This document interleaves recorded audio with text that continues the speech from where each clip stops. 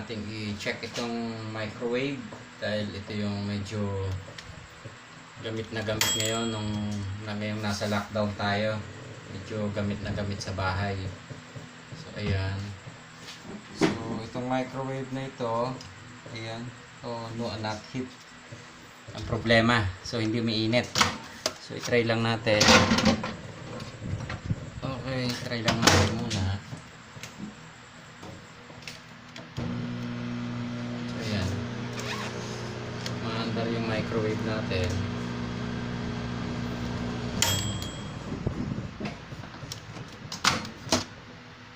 So ayan, hindi siya umiinit. Okay. So subukan natin i-check yung microwave natin.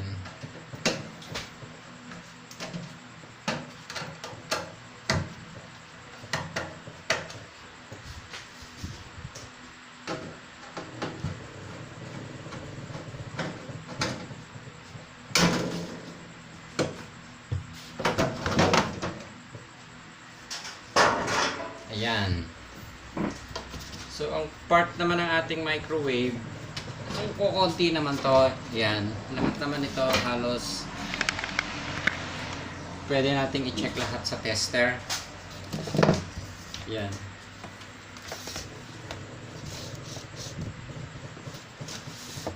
So, ito, kung hindi siya umiinit, ang number 1 na pwede nating check, so ito, magnetron ang pwedeng panggalingan ng sira dahil ito yung nagpapainit sa kanya. So, ito bago natin i-check pala ito advice natin, high voltage kasi yan, may high voltage.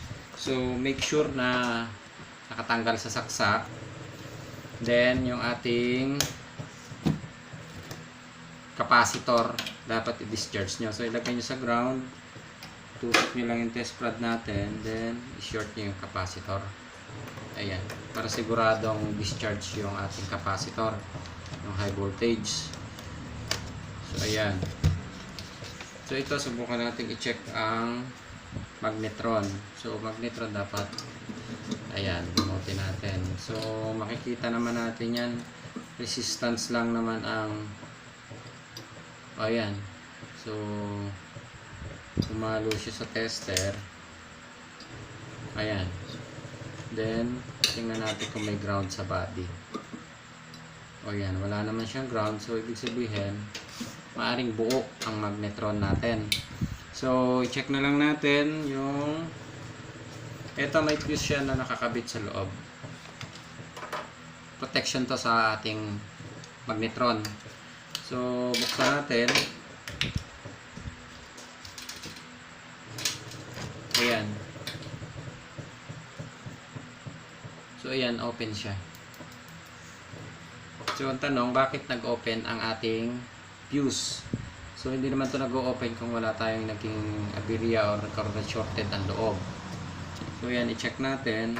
So, yung part pa natin dito, yung ating high voltage diode and yung capacitor. So, i-check natin. Ayan, hindi siya pumalo. Then, so times 10K natin isi-set ang tester pag chine-check tong high voltage diode na to Ayan. So meron siya. Dapat pag ni-reverse natin, hindi siya papalo. So hindi siya pumalo. Ibig sabihin, good yung diode natin. Then yung capacitor natin, ayun. So dapat babalik sa 0 to. Pag hindi siya bumalik sa 0, shorted ang capacitor. Ayan.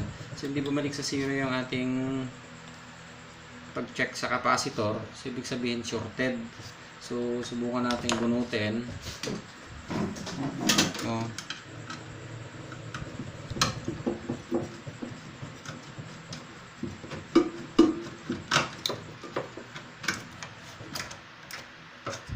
Ayan, ang capacitor natin. So ito, bago nyo bunutin, kung hindi nyo kabisado, picturean nyo muna yung wiring o kaya lagyan nyo ng tagging para hindi kayo malito. So ayan, subukan natin i-check. Ayan, kung makikita nyo sa tester, medyo madilim. Ayan pumapalo, dapat babalik siya sa 0. Ngayon kung hindi siya bumalik sa 0, ibig sabihin shorted. So ito,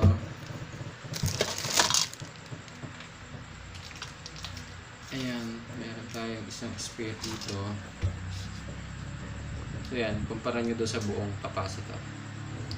Ayan, bumalik siya.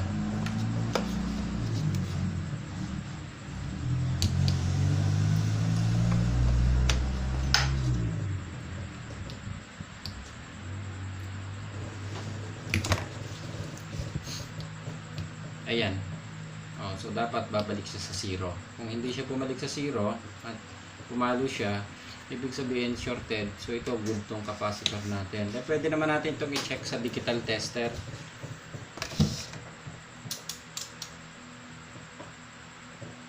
Range. Ayan. So set lang natin sa capacitor checker. Ayan. So check natin yung capacitor. Ayan. So 0.81.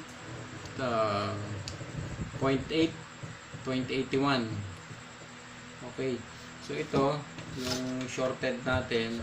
Tingnan nyo kung ano yung lumabas sa tester. Ayan. 0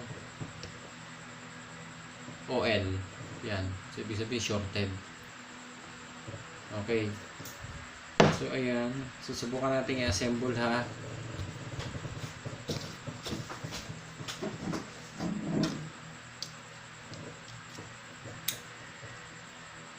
Ito.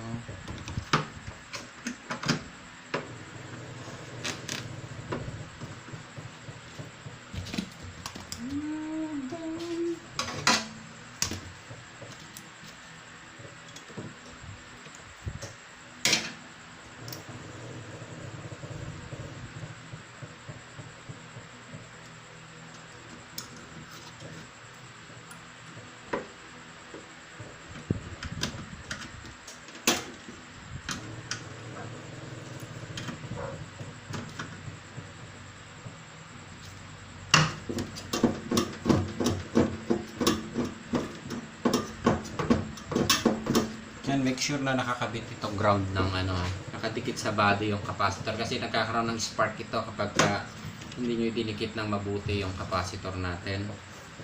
So ayan yung ating diode, connect doon, then ito galing sa transformer. Ayan.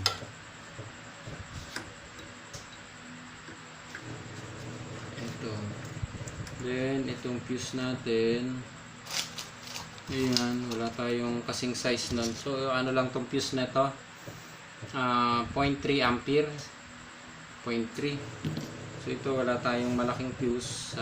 Pwede naman tayong gumamit kahit medyo maliit. Basta same value. Ayan. So, nakabusin tayo ng stocks ng malaki. Ipin na lang natin.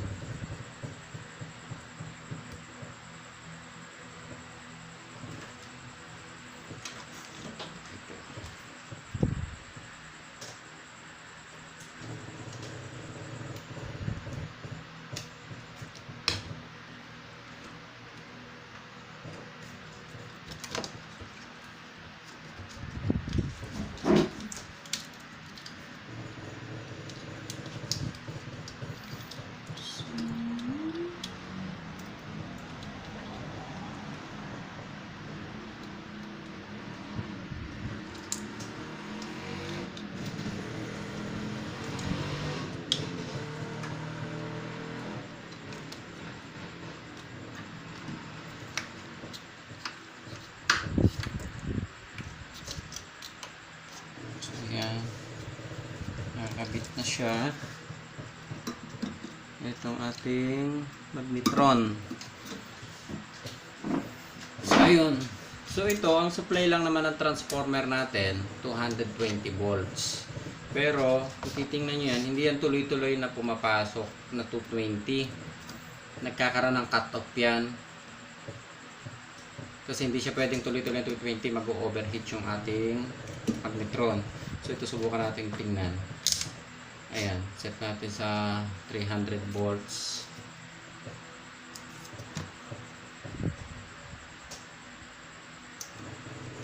Ayan. Subukan natin paandarin. Ayan o. 220 volts. Papalo siya. Then, babalik siya sa 0. Yan, nag-0 siya. Tapos, saka ulit siya babalik sa dati niya. Magtuto 20 volts. Yan. Ayun, 20. So, ayan. Subukan muna natin paandarin, ha.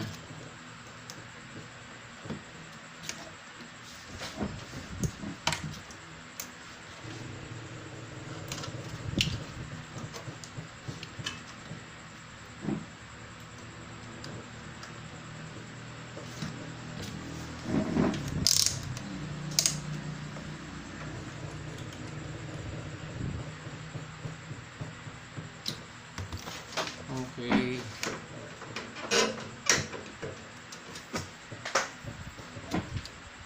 Ayan, lalagyan natin ng tubig.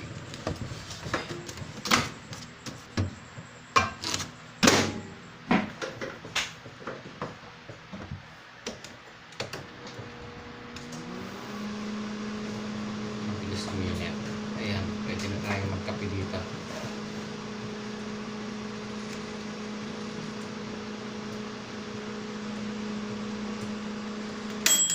Okay, check natin. Ayan, mainit na siya. So, okay na. Sana may natutunan kahit nasa bahay tayo. Ayan, kasi gamit na gamit natin yung microwave, kaya sinubukan nating ituro para medyo kahit nasa bahay pwede natin gawin. Okay. Ayan. So, okay na. Umiinit na yung microwave natin. Ayos.